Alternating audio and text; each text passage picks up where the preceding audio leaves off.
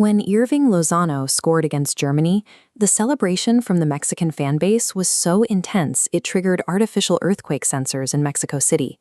But while the fans celebrated, the giants of the sport were failing. Germany and Spain, the dominant forces of the previous decade, were both eliminated early, despite holding over 70% of the ball in their final matches.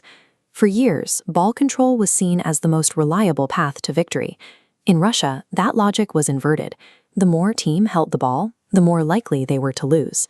To understand why the old hierarchy collapsed, we have to look at the data compiled by the FIFA Technical Study Group, or TSG. Their reports suggest these weren't just lucky upsets, but symptoms of a broader tactical realignment in the global game. Russia 2018 cost an estimated $14.2 billion, with infrastructure stretching across 11 cities and 2 continents. This massive physical scale was designed to host a tournament defined by the highest level of technological and tactical integration in football history. The TSG report identifies 3 variables that decided the winners: hyper-compact defensive blocks, algorithmic officiating via VAR, and highly efficient set pieces. Teams that mastered this new matrix survived. Those that relied on their artistic reputation were systematically eliminated.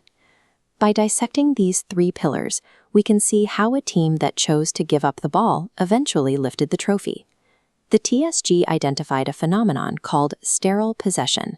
This describes a team holding the ball for long periods without penetrating the opponent's lines. Defending teams shrank the space to an extreme degree. The distance between the lowest defender and highest forward was just 26 meters.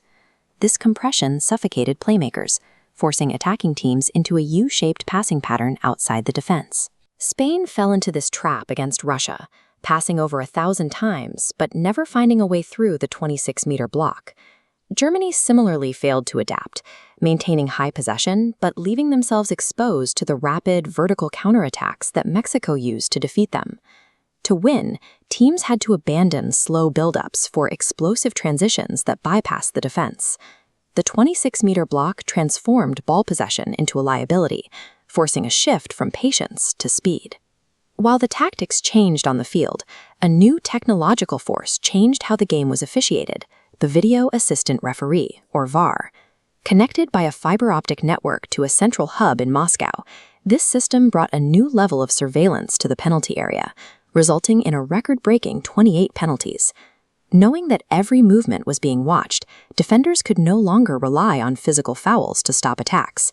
This fundamentally altered how players behaved inside the box.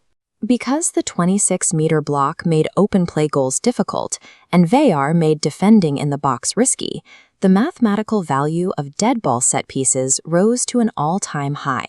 Corner kick efficiency improved dramatically. In 2010, it took 61 attempts to score. By 2014, it was 36. In Russia, it dropped to just 29. Teams used basketball-style tactics, like blocking screens, to free up finishers for a clean header. England utilized this strategy to reach their first semi-final in 28 years, relying on set-piece mathematics and the clinical finishing of Harry Kane.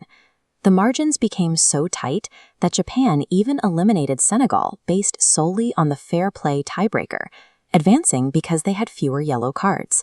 Success was no longer tied to fluid play, but to the disciplined exploitation of dead balls and minimal errors. While the data points to a more clinical game, executing these high-speed, compact systems required immense physical endurance. Croatia, a nation of only 4 million people, became the tournament's great outlier by outlasting the traditional powers. They reached the final by surviving 3 consecutive matches that went into extra time, a feat never achieved before in the knockout rounds. By the time they reached the final, the Croatian players had logged an extra 90 minutes of game time compared to France, the equivalent of an entire additional match. Luka Modric was the engine of this resilience, covering more ground than any other midfielder while dictating the tempo under extreme pressure. Croatia's run proved that even the most advanced tactical systems are ultimately dependent on the physical capacity to execute them until the final whistle. The final in Moscow was the ultimate test of these competing models. Croatia's attempt to control the game versus France's focus on efficiency. Croatia held 61% of the ball and took 15 shots, but they were unable to penetrate France's defense consistently. France's strategy prioritized a deep defensive block and set-piece creation. While they only took 6 shots on target, they were incredibly clinical, converting 66% of those opportunities into goals. France also possessed the tournament's most dangerous vertical weapon, Kylian Mbappé. His speed allowed France to punish Croatia every time they overcommitted players forward. France's victory was a validation of the 2018 tactical model, showing that a pragmatic, data-driven system could defeat a team that dominated the ball.